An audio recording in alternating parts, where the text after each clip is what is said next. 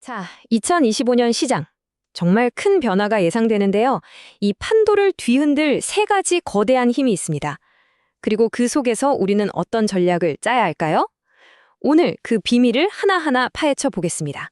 바로 시작하죠. 요즘 시장을 보면 와, 정말 엄청난 변화가 일어나고 있다는 걸 느끼실 거예요. 몇 년 동안 우리에게 너무나 익숙했던 그 거대 기술주 시대가 저물고 거대한 순환, 영어로는 The Great Rotation이라고 하는 새로운 흐름이 시작됐거든요. 이게 그냥 뭐 몇몇 주식이 오르고 내리고 하는 차원의 계기가 아니에요. 진짜 중요한 건 투자 자본의 큰 물줄기가 기술주라는 섹터를 떠나서 오랫동안 소외됐던 다른 산업들로 완전히 방향을 틀고 있다는 거죠. 이건 정말 거대한 패러다임의 전환이라고 볼 수 있습니다. 아니 근데 갑자기 왜 이렇게 180도 시장이 확 바뀐 걸까요? 도대체 그 배후에는 뭐가 있는 걸까요? 자, 오늘 분석은 바로 이 질문에서부터 시작합니다. 함께 그 답을 찾아가 보시죠. 흔히들 뭐 오픈 AI 자금 문제 같은 어떤 특정 기업 이슈 때문에 그런 거 아니냐 이렇게 생각하기 쉬운데요.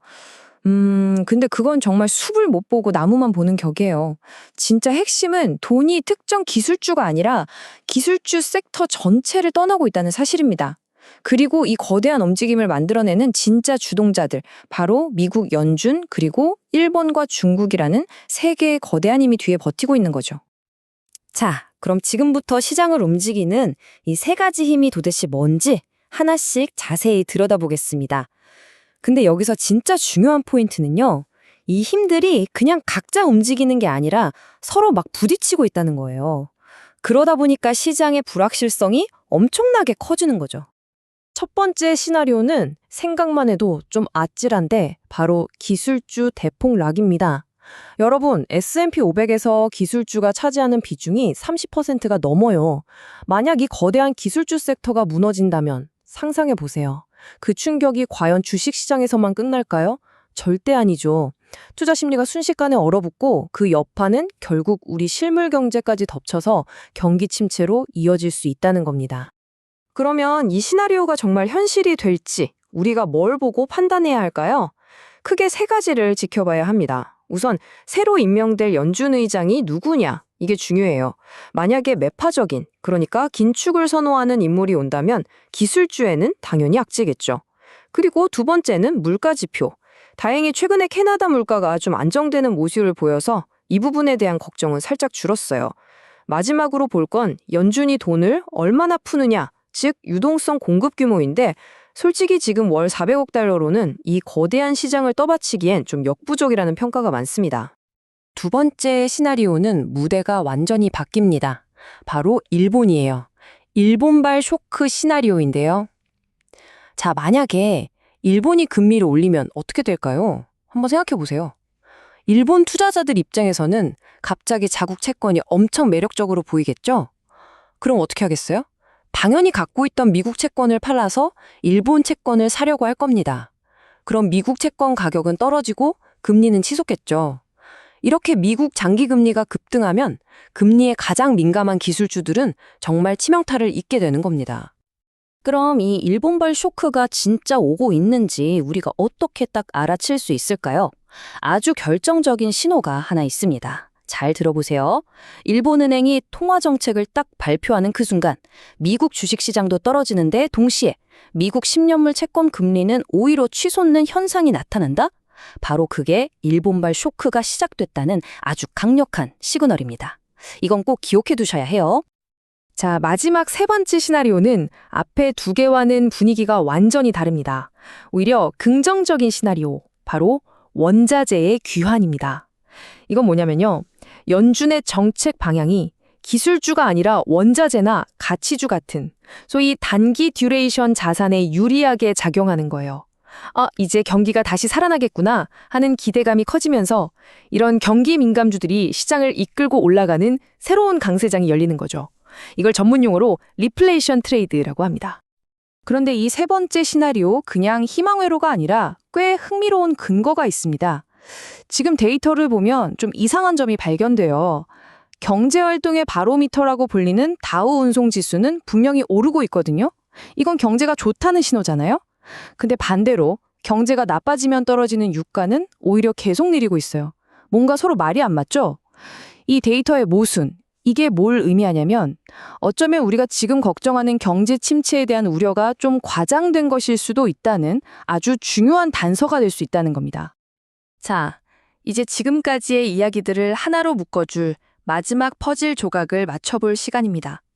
사실 우리가 지금까지 살펴본 이 모든 혼란스러운 시장 움직임들 뒤에는요, 아주 치밀하게 계획된 미국의 거대한 금융 전략이 숨어 있습니다.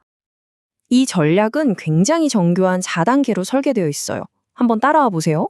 첫 번째, 연준이 다른 건 안 사고 단기 채권만 집중적으로 사들입니다. 두 번째, 그렇게 되면 장기 금리는 상대적으로 오르고 단기 금리는 낮아지면서 둘 사이의 격차가 확 벌어지겠죠. 세 번째, 바로 이 금리 차이 때문에 미국 달러 가치가 하늘 높은 줄 모르고 치솟게 됩니다. 그리고 마지막 네 번째, 이렇게 강해진 달러가 마치 블랙홀처럼 전 세계의 모든 돈을 미국으로 빨아들이는 거죠. 정말 엄청난 계획이죠? 아니, 이렇게까지 복잡한 전략을 쓰는 궁극적인 목표가 대체 뭘까요? 그냥 돈만 벌려는 걸까요? 아닙니다. 진짜 목표는 바로 미국의 산업재, 소재, 에너지 같은 핵심 산업 기반을 튼튼하게 만들어서 궁극적으로는 미국의 군수물자 공급 능력을 키우는 데 있습니다. 사실 이 전략 어디서 많이 본 것 같지 않으세요? 맞습니다. 과거 냉전 시대에 미국이 썼던 전략과 정말 놀라울 정도로 비슷합니다. 자, 바로 이 지점에서 우리가 앞서 봤던 시나리오와 미국의 전략이 정면으로 충돌하게 됩니다. 보세요. 미국의 전략 목표는 뭐였죠? 달러를 강하게 만드는 거였죠. 그런데 우리가 살펴본 두 번째 시나리오, 일본발 쇼크는 어떤 결과를 낳죠? 엔화를 강하게 만듭니다. 달러를 올리려는 힘과 엔화를 올리려는 힘이 팽팽하게 맞서는 거예요. 이게 바로 2025년 시장의 향방을 가를 가장 중요한 글로벌 줄다리기, 즉 통화 전쟁의 최전선이 될 겁니다. 와, 정말 복잡하죠? 그럼 이렇게 거대한 힘들이 충돌하는 상황 속에서 우리 같은 투자자들은 도대체 어떻게 해야 할까요? 자, 이제부터는 분석을 넘어서서 우리가 실제로 써먹을 수 있는 투자 전략의 큰 그림을 한번 그려보겠습니다. 딱 세 가지 핵심 원칙만 기억하시면 됩니다. 첫째, 단기 듀레이션 자산, 그러니까 좀 더 쉽게 말해서 투자하고 나서 결과를 빨리 볼 수 있는 자산에 집중하는 겁니다. 우리가 맨 처음에 얘기했던 거대한 순환의 주인공들 있죠. 원자재나 가치주 같은 것들이요. 둘째, 앞으로 어떤 시나리오가 펼쳐질지 아무도 모르잖아요. 그러니까 절대로 한 가지 시나리오에 올인하면 안 됩니다. 항상 유연하게 움직일 준비를 해야 하고요. 그리고 마지막으로 어떤 시나리오가 현실이 되더라도 내 포트폴리오가 버틸 수 있도록 반드시 위험을 분산하는 헤징 전략을 갖춰야 한다는 것. 이 세 가지가 핵심입니다. 자, 이 화면은 여러분이 꼭 저장해 두셔야 할 실전 가이드, 일종의 족보 같은 겁니다. 각 시나리오가 현실화될 때 시장에서 어떤 신호로 나타나는지, 그리고 그때 우리는 뭘 콕 집어서 확인해야 하는지 한눈에 볼 수 있게 딱 정리해 놨습니다. 이 대시보드를 옆에 두고 계속 확인하시면서 시장의 작은 변화 하나도 놓치지 마세요. 정말 유용할 겁니다.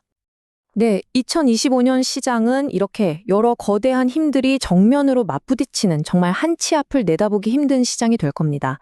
자, 이제 마지막으로 여러분 스스로에게 한번 질문을 던져보셨으면 합니다.